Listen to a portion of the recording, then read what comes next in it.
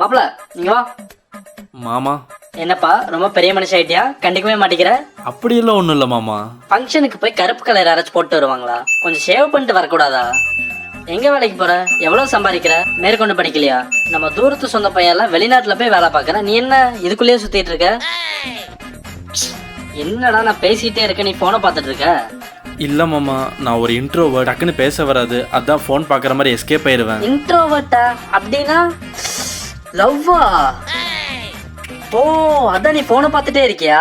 இங்க பாரு மாப்பிள்ள, இந்த லவ் கரம்பெல்லாம் நம்ம வீட்டுல செட்டே ஆகாது. உன் கல்யாணத்துக்கு மாமா பெரிய கனவெல்லாம் கண்டு வச்சிருக்கேன். கடைசியில லவ் மேரேஜ் எல்லாம் பண்ணிட்டு வந்து என்னன்னு வெய்யே, அப்புறம் மாமா உங்ககிட்ட பேசவே மாட்டேன்டா. அப்படியா?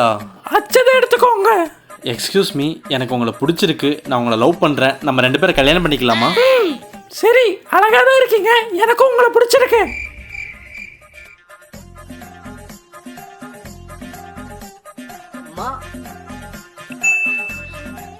என்ன மாப்பிள்ள இப்படி பண்ணிட்ட? லவ் மேரேஜ் பண்ணால் பேச மாட்டேன்னு சொன்னீங்களே, இப்போ ஏன் பேசுகிறீங்க?